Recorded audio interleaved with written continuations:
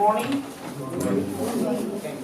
So what we have done until now, we have most of you have completed M0 of course, and I heard that some of you have already completed maps and regional maps and so, right? Oh, going well. So far so good. So until now you have selected when you did your first M0 and so on, you have selected your set of deprivation cutoffs, your set of weights, set of poverty cutoff or dark poverty cutoff, and then you have sort of created a measure. But then the question, and you have used a survey. Okay, you have not working with a sensor. So the question appears that how robust your measurement or your conclusions are subject to the choice of parameters and so on. So what we'll be talking about today is about robustness and statistical inference while making decisions. So the focus is would question how accurate are these estimates that you have computed. What kind of policy you can when you are using for your policy implications. If they're used for policy, what is the chance that they are mistaken or not, right? How sensitive policy prescriptions are to choice of parameters for used for designing the measure. These are called the robustness issues. And how accurate policy prescriptions are subject to sample from which you are computing, right? You are making some conclusion based on your sample. And they are related to statistical inferences. Okay.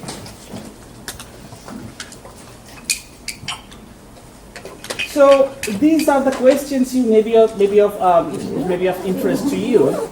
A central government wants to allocate budget to the poor according to the MPI in each region of the country.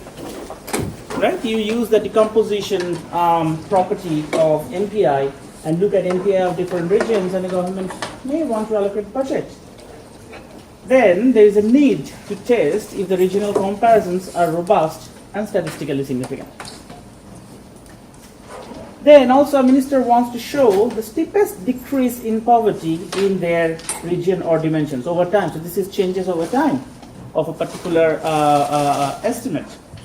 Then you need to test if the intertemporal comparison are robust and statistically significant. So this is sort of a cross-section application, okay, of interest, and this is sort of intertemporal application of interest. So how do we do it? Before that, let's take an example. So comparisons can alter when parameters vary, right? An example with global MPI. So have in your computations, have you used different poverty cutoffs, or you are just using just one? And have you then, right, you are using more than one or just one? Please raise your hand if you're using more than one. Right, okay. So when you are using more than one, then you may want to rank the regions based on these different poverty cutoffs, right? And if you see that they are changing, then there is something going on, and it creates for robustness. This is an example for global MPI. So for k equal to 1/3, you all remember the global MPI, right? Indicators, cutoffs, and everything, and construction. So for global MPI, when you choose k equal to 1/3, and you compare the countries, Zambia and Nigeria, MPI for Zambia is higher than the MPI of Nigeria. For k equal to half, MPI of Nigeria is larger than Zambia. So what is going on here that you have a flip. So you are trying to see which region is poorer, and you have a flip of comparisons. It is possible that the flip occurs at points which is beyond your interest. Okay, so you may say, no, I'm interested in something between 20 to 40%. Probably I do not need a 50% of fine there. You forget. But what if you want k equal to half 100 steps? You cannot make unambiguous comparison. How is statistical test important? You look at these different estimates. If you look at these two particular differences here and here, both differences are 0.31 and 0.32. Right? It reminds me when you are presenting the head count ratios, the raw head count ratios. And then you were saying You know what? Raw income ratio of this indicator is higher than the raw income ratio of this indicator. Well, when you are saying higher, is this statistically significant? That question comes up. Similarly here, when you are comparing these two regions, you will say, well, probably the difference between these two regions, MPI, they are similar, quite similar. It actually should be 0.031. This is the type. So there will be a 0 before the 3, okay? One is statistically significant after you conduct the test, and another is not. So we cannot say that here, particularly, that Tripura, the state of Tripura, has higher poverty than the state of Maharashtra. It cannot be concluded. So those are 2 examples.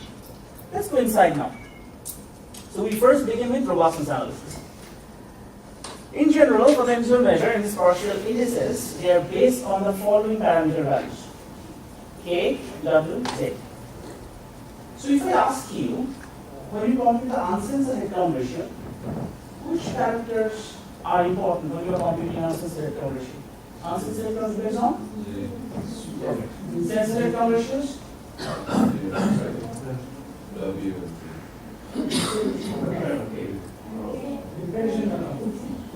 Different answers. Yes, please. Uncensored headcount ratio is 40%. Deprivation curve, right? And censored headcount ratio? OC does not depend on weights. Weights? Well, All of them. Because what you are doing when you are identifying a person's score, you are using Z, deprivation cutoffs. You are using weights to identify, right? And then you are using the cutoff to identify the score. So in a sense, censored headcount ratio depends on all of them. Yeah. Proper selection of indicator also matters. Of course, that matters. The proper selection, I'm just talking about the parameters here. That you have selected your space. Okay? Then you are selecting in selection of indicators, of course, you have to check for robustness. Okay, it can come, but the main parameters, the 3 main parameters after you have selected your indicators, they are listed. But of course, censored headcount ratio of an indicator cannot even come if it is not included. Okay? So after you have selected, these are the 3 main parameters that you use. Yeah. Do you think using Z as the poverty cutoff is a better idea because Z is conventionally used as a poverty cutoff in some cases also, rather than index? Look, there is a basic difference to begin with. In the unidimensional way, in the unidimensional context, deprivation and poverty, they are used synonymously. In multidimensional context, they are not. So Z is a vector here. So Z is not a scalar, unlike in the unidimensional context, right? You have the key elements within it. Right? K is the cutoff, second cutoff.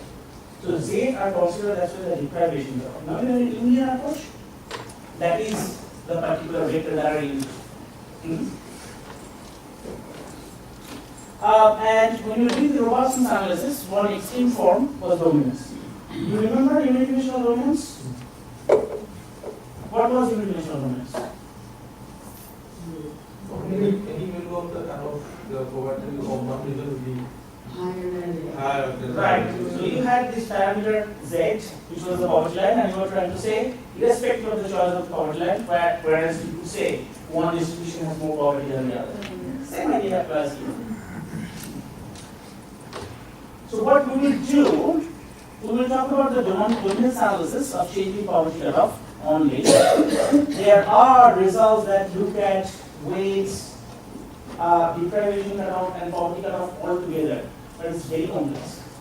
And the problem is that if you have such a dominance result, fine, you get a very robust comparison, strong comparison. But the likelihood of having such a comparison from microdata is very unlikely. Okay, so here you are welcome to read those papers. They are cited in the book, the references that you want.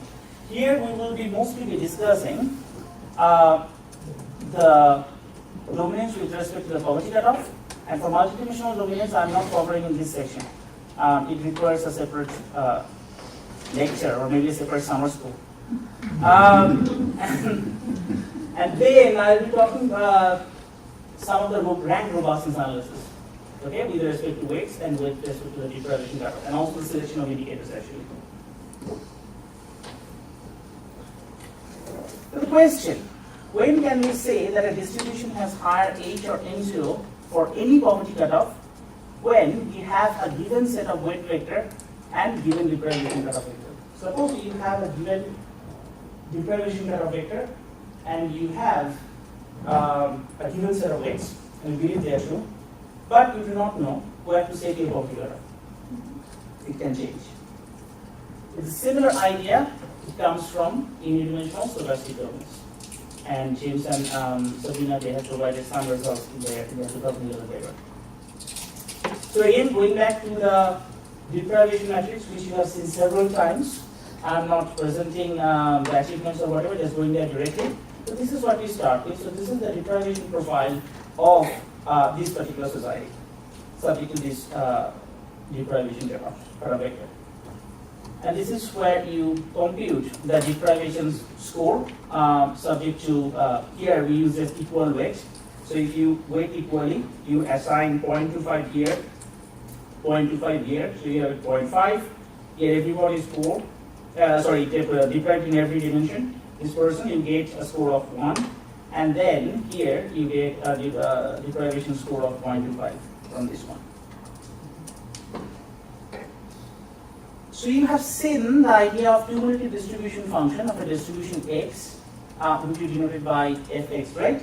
So at any point on fx, it will give the share of the population who has income less than equal to that particular income. That is cumulative distribution.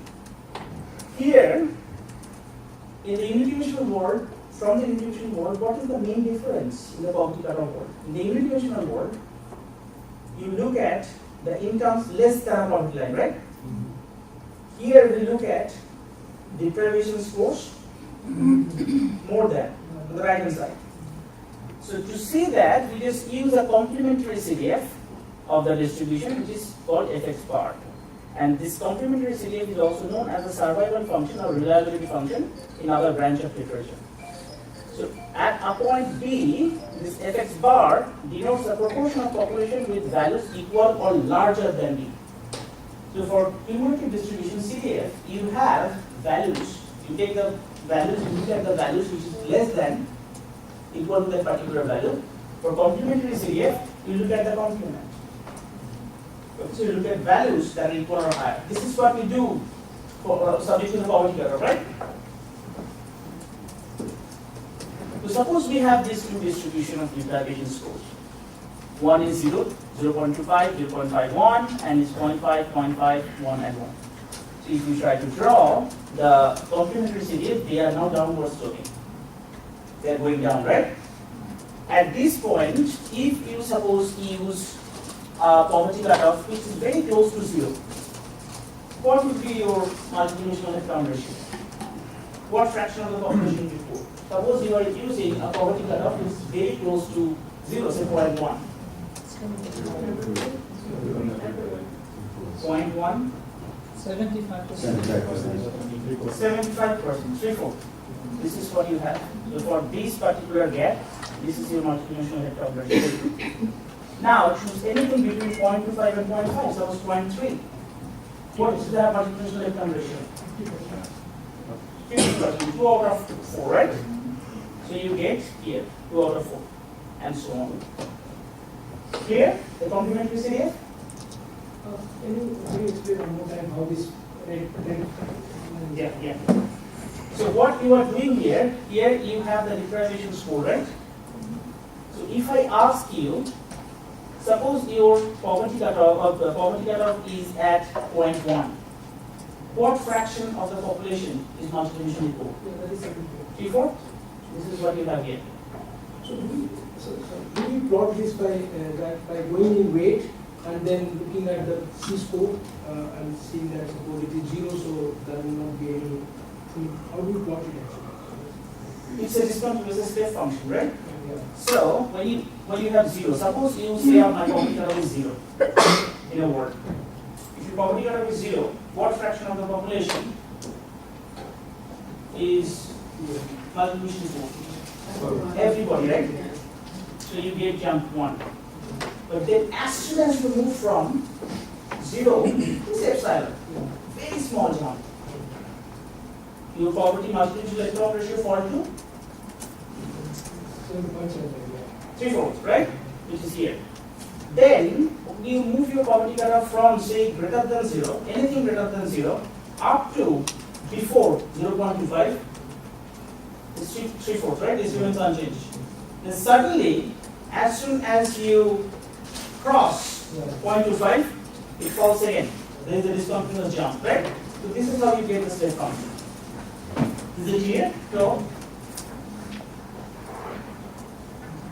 and then when you want to draw C prime, this is how it looks like, right?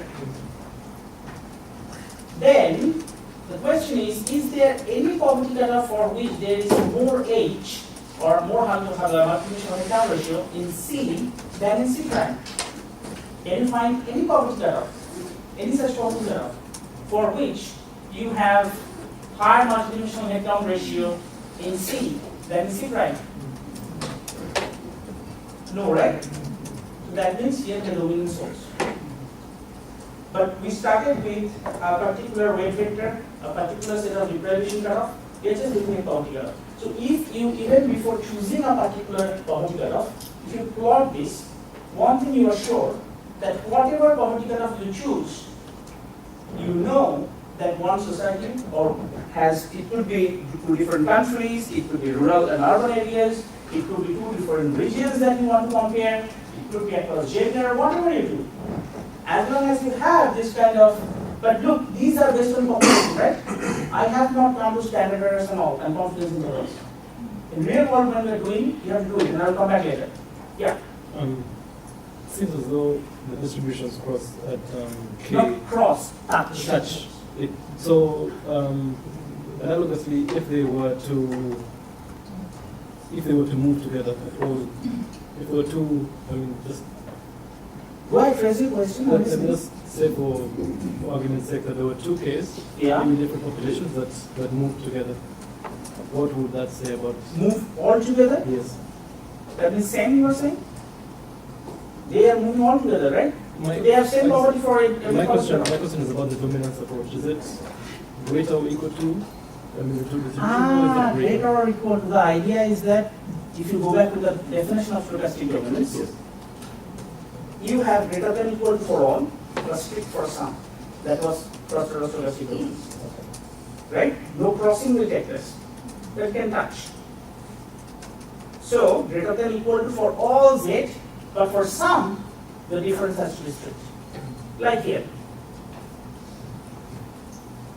So they can touch, but they should not fall below. If they cross, no dominance source. So you have to answer this question. If you answer this question as no, then you know dominance source. Okay? Now, you may have dominance, but as we will show, but probably the difference is not statistically significant. You cannot say anything. How the standard error is generated? I will come. One by one. Step by step. Okay. Is that clear? It is just what we did in the first class. Here we are just doing it in terms of complementary CDF instead of CDF. Now, again, first order dominance implies second order dominance, which implies third order dominance, and so on. So that means if in unidimensional world, if you can rank 2 distribution unambiguously using head count ratio, you can also rank them by poverty gap and square poverty gap. So once you know the dominance of square count ratio, then dominance follows. It implies for gap and square gap and so on. Same thing happens here. If you have dominance in terms of head count ratio, you will have dominance in terms of M0. However, dominance in terms of M0 does not necessarily imply dominance in terms of H.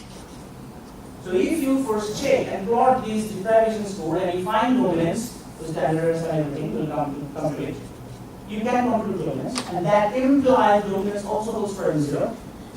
That implies dominance also holds for the M1 and M2 and so on. subject to the given weight vector and subject to the given deprivation cutoff vector. We are just talking about we are changing the probability cutoff. We are keeping the deprivation cutoff and weight same. Right?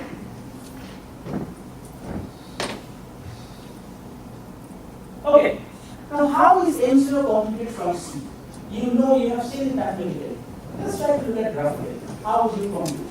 So we have this distribution as C equal to 0, 0.25, 0.5, and 1, and you have this particular distribution, right? Any idea? Graphically from this distribution, how do you compute M0? Area above, area below. Area above or area below? Up and below.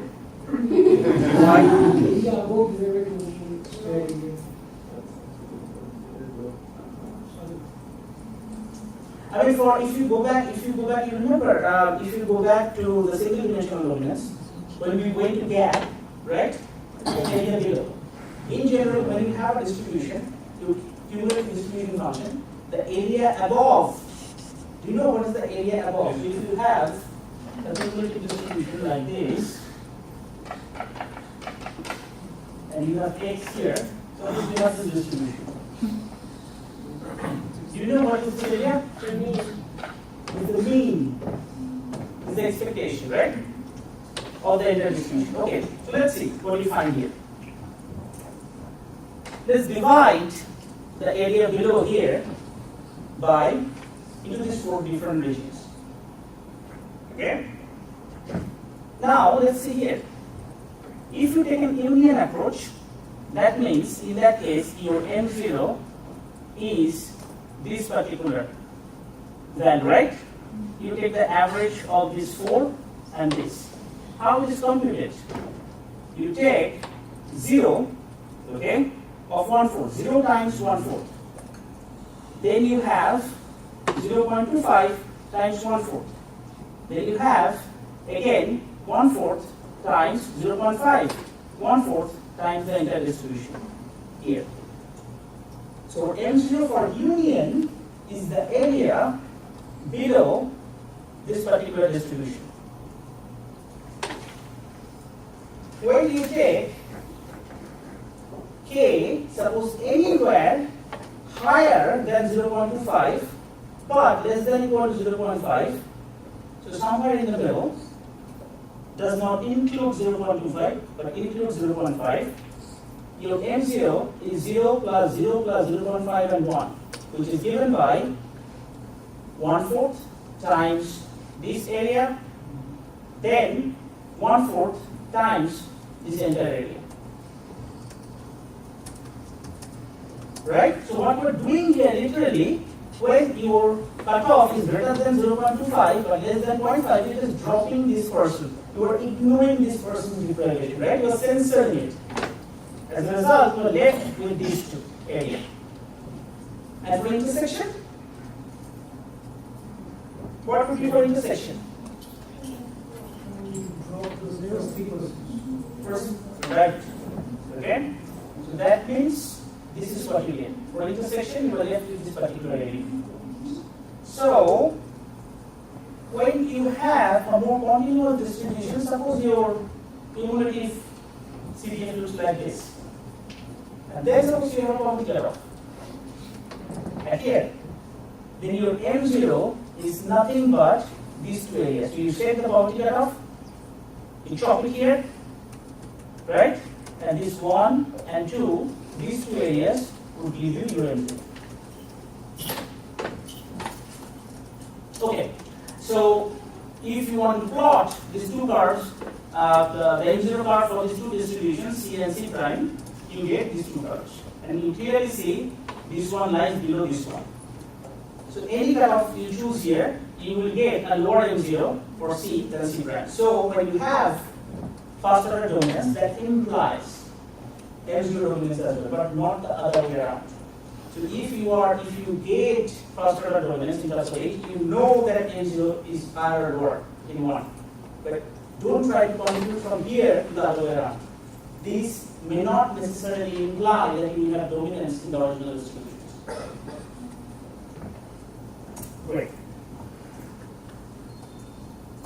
So this is a work by Iniitative a long time back, actually. So Iniitative tried to compare these M0 bar for these three countries. So here you have the three M0 bar for three African countries. Unfortunately, there is no statistical significance. Okay, this is just plotted this. So let's consider them as population. All the way computed from start, I think from ages. And he used only 4 dimensions, I guess. I do not recall perfectly. But anyway, so this is our M0 bar. If you include more parts, you can see you have crossings, right? So if they are crossing, you cannot compute any values. But what you can do, you may say, you know what? I am not interested dominance beyond or beyond this particular point. I'm probably looking at this particular range. Well, you get probably more comparisons. So this is the dominance analysis. So when you are, suppose you are comparing rural and urban and you just report, you know what? From the survey I compute, rural M0 is 0.5, urban M0 is 0.3. That means rural poverty is higher. That's not the end of the story. Any one of you will ask, what about if you change the order? This is going to happen. What if, what if you do statistical significant test? Is it going to happen? I am not even gone at changing the correlation cutoff rates. If you want to do it for all possible continuous weights and all possible interaction cutoffs, it becomes complicated. The main problem when you have dual cutoffs, the main issue is not problem, not the negative sense. So the main issue is that there are techniques for checking robustness when your weight values or composite exist. Okay, there are nice ways of theoretical ways of checking it. What happens here when you are changing your weights, your deprivation scores change, right? That affects your identification. When that affects your identification, your sensitivity ratio also change. So it becomes a daunting task. When you have composite indices, you know we have the aggregate value for each dimension. So when you are changing weights there, the dimensional scores are not affected. They do not depend on weight. Things become much easier. But when you have this multidimensional work, it becomes very complicated. And given that you are using micro data sets, based on whether you want to do statistical significance test, if you have 10 indicators and if you want to do sort of multidimensional dominance, as I told you, current data sets, they are really small. So it may be possible if you want to conclude, you know what, I have 100 countries. I want to do dominance test with respect to all the possible parameters, K, Z, and W. Probably you will find 1 or 2% comparison that are statistically significant, even less. So fine, as a test, yes, you could do here you may get more comparison. When Sabina and Maria did their paper across 104, 105 countries, they got nearly 86% comparisons to be robust, subject to change of weights and variation and so on. But anyway, so dominance approach is good. It gives you very robust results. But in practical, when you are applying, be doubtful how many comparisons you can make in robustness. But you have to check for these robustness issues, without a doubt. So that brings us to this ranked robustness analysis. It's a dominance definitely is an extreme form of robustness. ASD conditions are useful for pair-by-pair analysis and provide so many possible comparisons, but at the same time, you may be interested in overall ranking if you have 30 regions. Or even suppose you have 10 regions. Okay? And if you want to do pairwise comparisons, how many overall pairwise comparisons will you do? You have 10 regions, and you want to do pairwise comparisons. Right? How many pairwise comparisons? 10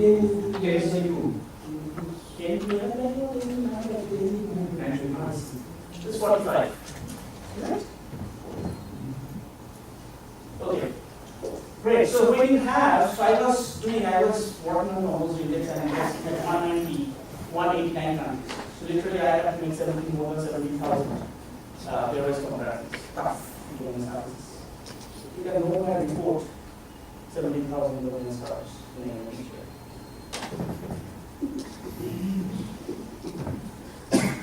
Okay. Great. So, what we will do now, we will try to evaluate the ranking of a set of countries or regions when these things vary. Okay? And we will try to use this idea of pairwise rank correlation to compare. How do you do that? What you can do is that you compute, suppose you have an initial specification. So with respect to the initial specification, suppose you do in this MPI, you have a particular set of deprivation cutoffs, a particular set of weight, and then you have a particular property cutoff. And with this specification, you compute the M0 values or H values, whatever you want, to rank them.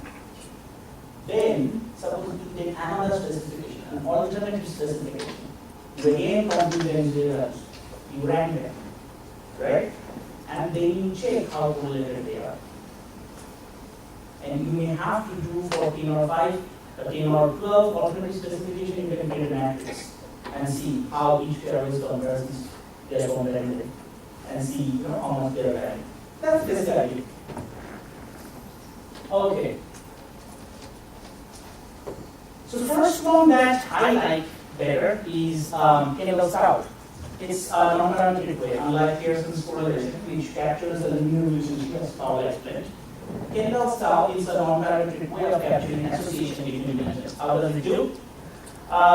Suppose you have this particular situation, of 45 pairwise, so 10 countries, that means 45 pairwise comparisons.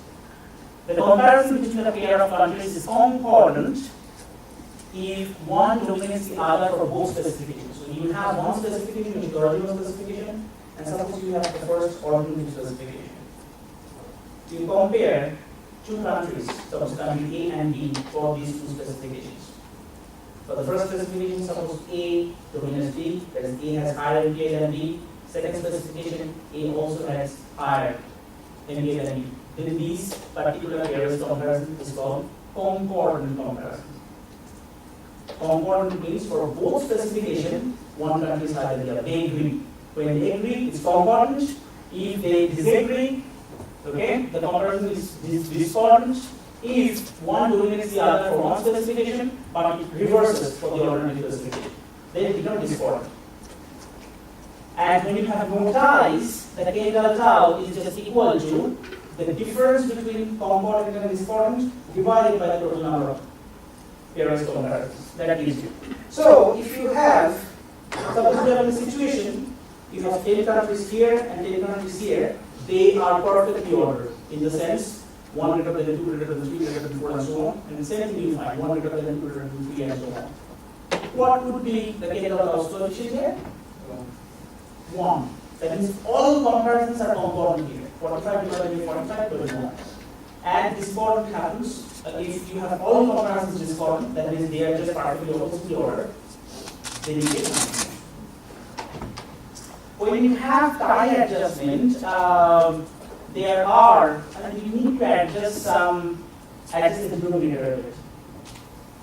Okay, because in general people use the mid-rank rule. So if you have 3 countries, or say 4 countries, if you have suppose tie in the middle, then you say 1, 1.5 to 1.54, and so on. Mid-rank rule is one of the many rules that people use. If you use mid-rank rule, then you have to make some adjustment in the denominator and take out if it doesn't. If you compute tau of between the comparisons and you give the specification stats tau b, it will compute tau b and give you the standard errors and so on. The other is Spearman's rule, which many of you have seen many times for different purposes. It's a bit less intuitive. What it does is that you rank these two distributions, say 1 to 10, 1 to 10, and then you take the difference of rank between these two distributions. So you have suppose in one distribution you have one country has rank 1, the another country has rank 2. In the other distribution they are just 2 and 1. So you take the difference, you square them up, and then you use this particular formula. It's a bit less intuitive. Let's look at some illustrations. So this is an illustration from Sabina and Mariana's work, and we also report it every year when we are putting the API.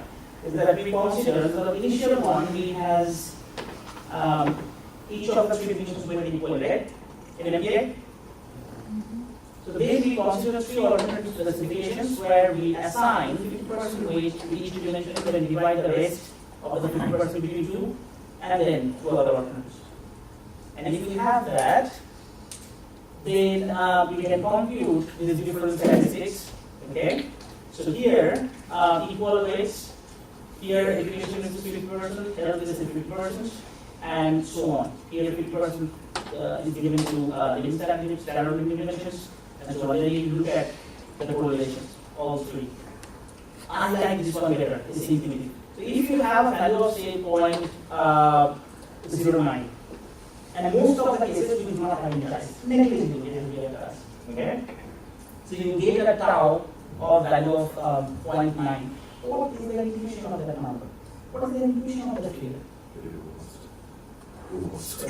What robust? But what is the intuition of the number? What is the number tell you? What can you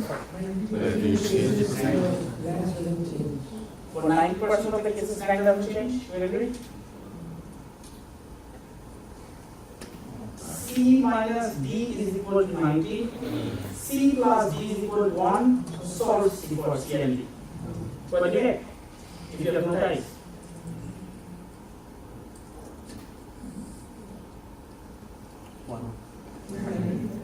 95, right? 95% of the comparisons, which is telling you, 95% of the comparisons are robust. They don't change, they don't concord. That's the idea. That's why I like this measure. It's sort of more intuitive. Unless you have a huge number of ties, then you can go there. Okay. Sorry? Look, you could do always taste of inference. Okay? So your null hypothesis is inference, and then you are testing where you can reject the null hypothesis or you cannot reject the null hypothesis. That's one way to do it. So even if you have a value of 0.5, but you cannot reject the null hypothesis, they are different, right? What I find problematic with this particular test is that whether the correlation is 0.9 or 0.5 or 0.3, the null hypothesis most of the time is rejected. What is higher? I know that's significantly different from the sort of null hypothesis of impedance. They are not impedant. How related they are? I'm not aware. I mean, somebody who knows statistics better than I do can tell me what's the way to at least set a threshold of 0.7 or so, and then test for whether the correlation is significantly different from 7 or so. So what is high is a normative judgment. If you want to, if your processing is so strong and the probability, I mean, suppose you are distributing money based on unity, right? And you have 30 days. And all results for insensitive, then you actually want 100% robustness. Anything beyond apart from 100 is not acceptable for you. See? So it depends on the purpose and what makes you happy. It's like statistical test, right? In statistical test, some people like 1% significance, some person 5, someone happy with 10%. Where should we be? It all depends on our choice. So how high is high? There's a paper by Mark McLeod who criticized the HTI for redundancy. And the way he showed redundancy, he saw redundancy rather, is that how much correlated dimensions are to each other and how much correlated a particular dimension value is to suppose GDP, which is interesting. Okay? And then he defined two levels of correlation based on Spearman's graph, 0.7 and 0.9. Again, a safe is no rule of thumb. And Spearman values tend to be higher than Kendall values, empirically, not theoretically. Okay, so it's difficult to say what high is massive, right? It's what makes you happy. And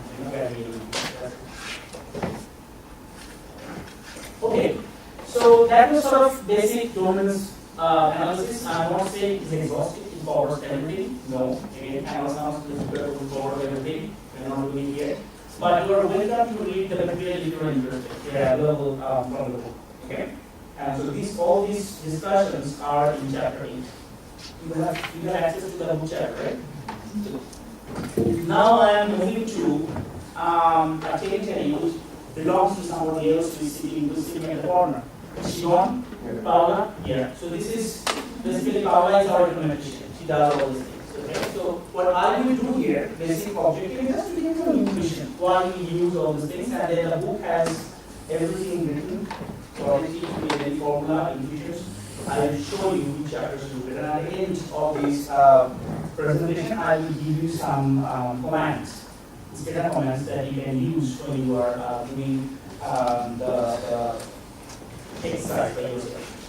What does say that complementary? What says that this presentation and the revised file is in your box? Is already shared? Have you already found them? Okay. Yeah, I forgot to mention to my editor. Okay. Our editor. Okay, so the common concern is here, does the overall population of the country amount to be? You get a value of 0.5. Well, this 0.5, how confident you are, you can range in 1.6 anywhere, right? If the overall poverty larger or smaller in one region than another region, as the poverty increase or decrease over time, you're not going to do the same idea class, same sort of intuition class. But you will be doing the second exercise at IS, so you're presenting on Friday. You will be discussing this one.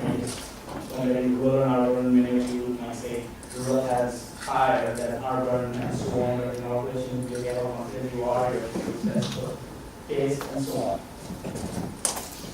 Okay. The inferential statistics like standard error and confidence intervals deal with inferences about population based on the behavior of samples, and both standard errors and confidence intervals will help you determine how likely that the results based on this particular sample are the same results that you have been obtained for the entire population. So that's the basic idea of these statistical inference. In general, in the book, and we've discussed these two different approaches, analytical approach, where you assume that all your statistics, in asymptotically converge to normal and so on, with statistical literature. I'm doing that information better than I am. I do. They do have resampling approach, which can have jackknife, bootstrap, and so on. We generally do bootstrap, which now considered probably as an implement is better than jackknife. And for my previous colleague, Jasmine, who is my colleague at Leeds at this moment, sort of did the theoretical part behind the analytical approach, which is in the book, the application of the book. And then Sabina and Mariam actually chose to do Bootstrap at that time. So they did these things at a time when we were discussing exactly what to do. Which one is better, which one is worse. We did not know, it's daily days, and they just didn't go. We will discuss the pros and cons. So the analytical approach, there are different assumptions about normality, the distributional assumptions and so on. But here the two main assumptions that we do when we do things in our book, or generally that we do for MBA and others, is we take sort of superpopulation approach. The idea of superpopulation approach is that you may say that population of a country, right? You have a population, you have 1 million people, you draw some samples from this 1 million population, it's a sample. And you were saying if the sample size goes up, it tends towards the population of the country, right? The superpopulation assume in general make the assumption that even the country population is a sample of superpopulation. Because when we are doing the survey, we are not collecting the data at a particular point of time, all data. It lasts for 1 year, it lasts for 3 or 4 months, right? So the population actually changes from time to time. So the population at a point of time is actually also a sample of population over time and so on. So even the country population is comes from a superpopulation. So you could literally talk to standard error for data set, right? Which is the population itself. This is the idea. What is Yeah. the population? Superpopulation population, philosophical idea is too much, a statistician can tell you, but the main idea is that even if you take a snapshot of a country's population, that is a sample sort of a population will be changing continuously over time, right? And so each time period or each changing time is actually a capture of the country population. So at one point of time, the population is actually part of this changing behavior of the population, which is a superpopulation. Okay, it's sort of a snapshot that we take. This is what we take. And we treat each sample as drawn from the population with displacement. We generally do it in real life. If you have chosen a household from a particular place, you do not look at the household area. You do not do it. But the idea is that when your population is large enough, right, and you are selecting a small sample, the population correction factor converges to minimum. So in that sense, if you make this assumption, they do not make much difference. However, if your sample is half of the population, you have to make adjustments. But if they are really small, they are fractionally. For India example, they collected how much? 109,000 households in 2005-06 from 500,000, covering 500,000 individuals. And that was really less than 0.1 or 0.2% of the entire Indian population. So it's very small. So even if you make that assumption or not, it's not going to make much difference in the computing. It's a practical assumption. Theoretically, yes, theorists may come and say, no, you are dead wrong, okay, accept that. Practically, it is not going to make much difference. They are going to make these assumptions. The resampling method, the Bootstrap, you may, if you're interested to read more, it's we have drawn materials from chapters 12 and 16 of Inference and Literally. If I'm pronouncing wrong, please rectify me. If anyone of you know the correct pronunciation. The main idea is that a random artificial sample are drawn from the dataset. So remember, in the in my PhD when I was doing coursework, a professor had drawn a Russian doll on the board. And he drawing the, the Russian doll? We have doll, inside doll, and so on. So he explained these things with Russian dolls. So you have a sample. You have the population is the biggest Russian doll, right? And you have your sample of the smaller Russian doll inside. And Bootstrap actually takes a sample from within. So it's a Russian doll inside another doll. So what you do, you are drawing sample from the sample you have collected. That's called an artificial sample, where you may have collect a sample even with replacement. So suppose you have 1,000 households, and you are drawing a random sample of 1,000 households, you may have replication of households. So once you have the artificial sample drawn from the dataset, an estimate of suppose M0 is produced from the artificial sample and stored. Assuming the artificial sample is independent, identically independently distributed, the standard error is computed of the artificial sample estimate using the standard formula related to standard error, right? 1 divided by n minus 1, the standard error. When you compare which one is better, which one is not, it's a very difficult question for statistics. But the inference on summary statistics does not rely for Bootstrap on the central limit theorem as the analytical approach. No such assumption is made. Natural bounds of the measures are automatically taken into account. When you are doing income, say mean or whatever, you don't have any upper bound, right? It can go anywhere. But if you get a confidence interval for M0, suppose your M0 is 0.05, and you get a confidence interval of minus 0.05 to 0.15, is it believable? Useful? Because M0, by definition, lies between 0 and 1. So having a confidence interval which is negative is not probably quite intuitive and useful. But if you Bootstrap and compute the M0 all the time, theoretically you can never go below 0, you can never go above 1. For head count, when you are doing, you may have, many of you, for your data set, may have M0 or H very close to 0 or very close to 1, right? So when you are doing the Bootstrap, if you do Bootstrap, then this sort of natural bound is taken care of automatically. It can be adjusted for the analytical approach, but it's a bit difficult. computation of standard error may become complex when you have estimator with complicated form. So we don't have, we have only averages. So you can use analytical. I mean, the only problem is that you can draw the bounds. Otherwise, if you use analytical approach, you have to get the average. H is an average, right? H is an average of 1 and zeros. M0 is an average of deprivation scores. A is an average of deprivation scores among the four. So all these things we do, they are simply average. So analytical approaches can be used straightforward in that sense. So this is not a big problem for us. And in general, different papers, given and Davidson, Fletcher, they have looked at using delta methods with complex forms, and generally Bootstrap doesn't perform that bad than standard approaches.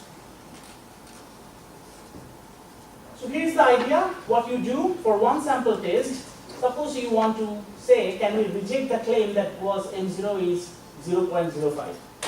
Suppose the government is claiming this is the M0, and you use the sample, okay, to compute, you have computed the confidence intervals. This. Can you reject this claim? No, right? Because you have set your confidence interval, but yes, it lies between. So the confidence interval, for this confidence interval, I have taken a critical value of 0.05. If you take, so when would the confidence interval increase? What kind of critical value, if you select, your confidence interval will increase? 10%. Right? So that means it's sort of giving you a much more, your reliability in that sense we're talking about, it will be much wider confidence interval. Does it? But the other way around. Confidence level is low, the interval will be higher.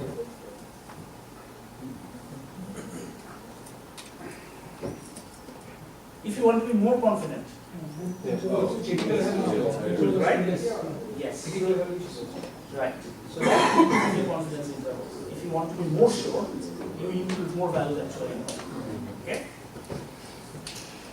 So then for two sample tests, you will often face the questions: can we reject the claim that suppose region Punjab and Goa, Punjab M0 is the same as Goa's M0? Okay, you have to do the statistical test, the t-test of difference and so on. Here actually we can compute this. It comes from the first example that I presented. And this is a table from the book. This is a work of Anavaj with Sabina and Suman Roche. And we compare whether the change in these countries' MPIs over time have been significant, statistically significant or not. And this is what you get. When you have these, Nepal for example had highly statistically significant. When you look at Senegal, yes, there is some change, but it was not. So we cannot claim that there is any reduction that has taken place. Now, let's go a bit far. We have looked at dominance, we have looked at statistical inferences. Now we are combining these two together. When you have continuous distributions like this, suppose you have this, and you take the difference here below, which is something like anything, something like this. It is not exactly true, something like this. Okay? We cannot see Here, it's too light. Yeah. Yeah. So let's not then worry about too much. Let's look at the distribution which is there on the board. Okay? Here, what we do, here's the discrete one, right? Here, when you are in the MPI world, depending on what kind of weight you choose, what kind of indicator you use, you have discrete values. When you have income, what happens? It's a continuous value, right? And if you have to check the difference, how many differences do you have to check for continuous distributions?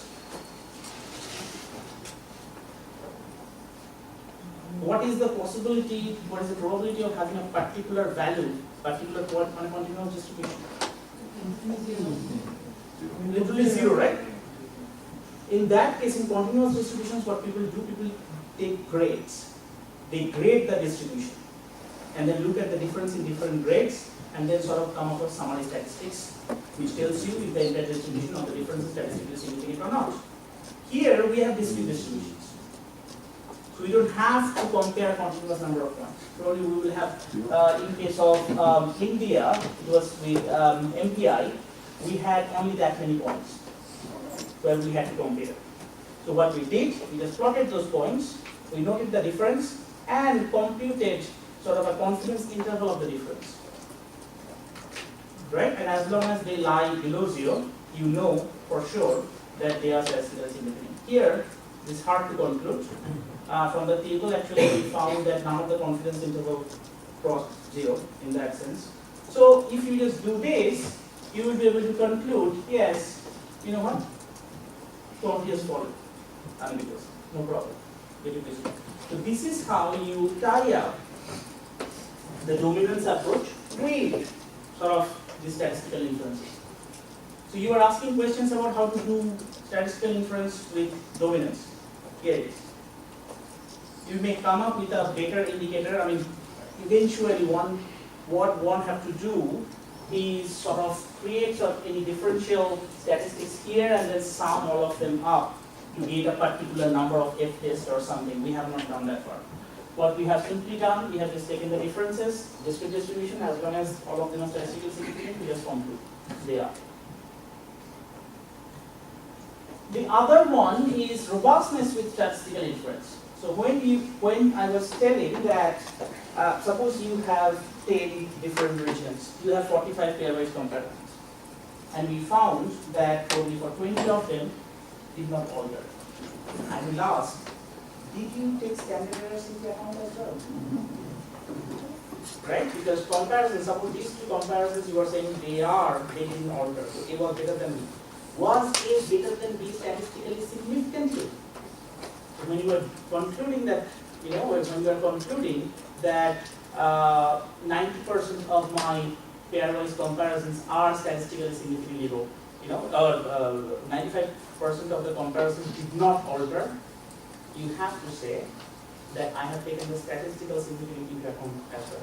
So 85% of the comparisons did not alter statistically significant. So you have to do the pairwise comparison with statistical significance. And this was one approach taken by Sabina and Mariama in their paper when they were comparing. So they computed the MPIs first. They considered comparison between a pair of countries robust if the difference is statistically significant.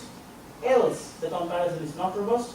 Then look at the proportion of robust comparison. This is one way of seeing robustness as well when you are doing sort of correlation between dimensions. Great. So far so good? Questions at this stage? I think they were intuitive. In the book, we have all the critical, all the difficult stuff that I didn't present here. I will want to go through the equations and so on. They are in the book if you want this particular formula. What I should do? Buba very nicely put these do files in my presentation this morning. Okay.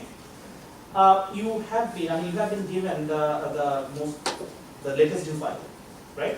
With you. What you should do here, first you have to capture if your samples are not random. Most of your samples are stratified, right? Mix. So if they are stratified samples, then you have to take that stratification into account. You have to use SVY set. You use your PSU. You give the probability weight, equal to weight, and strata, which is given here. Then, for values here, you could do for a particular K, but this has done. They have computed the standard errors and confidence intervals for all possible Ks. Or not all possible, just 10 Ks. You can also put just local K equal to 0.4 or whatever you are using, and then you can run the thing, rest of the thing. Here you compute the SVY mean. Have you used the SVY command yet? Yes? Not yet, right? So then you have to compute the SVY mean. If you take the SVY mean, so this is multidim 4. If the same notation is used, that gives you the 0, 1 variable, right? So you are taking the average of the 0, 1 variables. What should you get? In between the average of the head-count ratio. Head-count ratio. Wonderful. You were awake.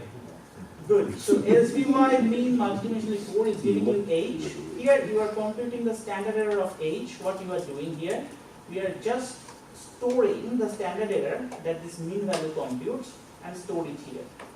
Okay. Then we are computing the lower bound. Here we are using this 0.5, and for 10 tests it becomes 0.025. Right? For the normal variable. If you want other values, you have to choose, right? Here. And then it's the upper bound. So you have the confidence interval and you have the standard error of H done. If you want to know what equations have been used to compute them, then please look at our book chapter, equation 8.13. When you have simple random sample, the simplest formula is 8.31, where you have two-stage stratification. Okay, it becomes a bit complex, and Stata we just believe Stata has computed correctly. We just don't do it and do it ourselves. It's too much work. We are more interested in analysis than sitting and computing and understanding two files. So it's for chapter 8 of the OFI book. So okay, fine. Then adjusted head count ratio, M0 is also an average, right? It's the average of the CI vector. So you can use the same thing. You can choose a particular value, or you can use this particular K. And something is lost. Is it? No, it is here again. Okay. So it's M0. Here you have SVY mean of the C vector, right? Then you have the standard error here, and the lower bound and the upper bound. You sum, you get these bounds and the thing. Fine. Standard errors. Why standard errors are going to be useful? Why are we computing both the standard error and the confidence interval? Why are we computing both the standard error and the confidence interval? How are we going to use them? So for confidence intervals, you get the confidence interval so that you reject this one tail, then you can do this one sample test, right? That's when standard errors are used for computing the confidence interval. Now, when you are comparing two different regions, and samples has been drawn independently from these two different regions, then there is a simple formula, which is the difference of the two estimates, divide by the square root of the standard errors, will give you the test, the p-values. Then you use something and you get the p-values. Okay, and then the formulas are there in the book. So that is where the standard, that is how you will be using these standard errors. And the confidence intervals are good when you are doing the dominance. Note, this is a confidence interval of a particular distribution. So if you are just looking at the distribution like this, you are interested in the level of poverty for different K, you just plot this dominance curve and plot their confidence intervals as well, how much they have changed. But when you are doing the statistical test, as I shown in this particular figure, you have them, but then for each of this difference, you have to use the standard errors to construct the confidence interval of the difference. That's where the standard errors will come handy.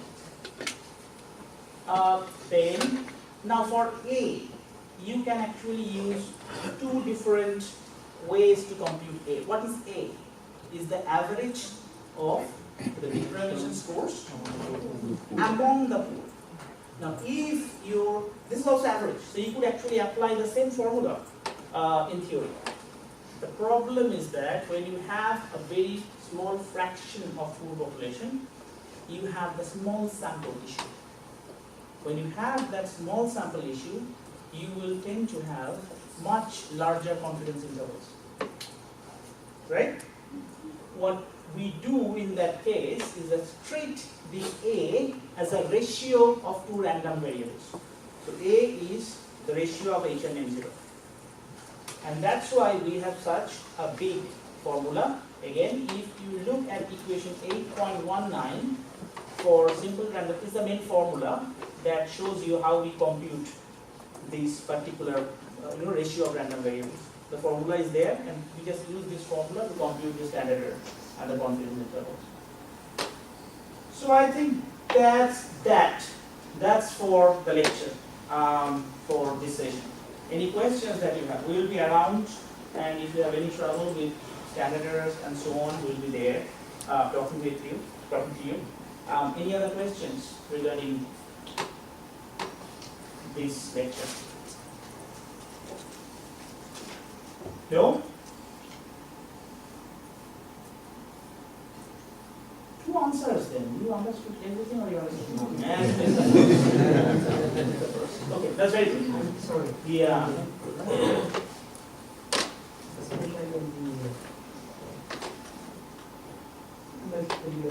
Now, So that everybody can hear. yeah, in case of what previous data set actually, for instance, of the given value, yeah, you are able to make comparisons across different for a given country. Right. Especially those surveys, they will not actually give me similar outcomes, they will take Yeah. resampling year by year. Yeah. How do you reconcile? These are repeated, you are talking about repeated cross sections and Yeah. not panel data. Yeah. Correct? So for repeated cross sections, what Sabina will and actually Anna will be talking about it after lunch. What you do when you do changes over time or chronic properties. So they will come. But for repeated cross sections, the idea is that they are two independent samples across two periods. So when you are comparing them, I don't know exactly what you mean by reconcile. What you mean by reconcile? What you want to do. Of course, you cannot capture person by person. Yeah. It's two different snapshot of pictures at two different point of time. Isn't it? So what we can do the changes over time and then compute the standard errors to check if the difference is significant or not. If they're panel, you have to have an added term, which is sort of because you are following the same sample over time. They're not independent, they're variety across time.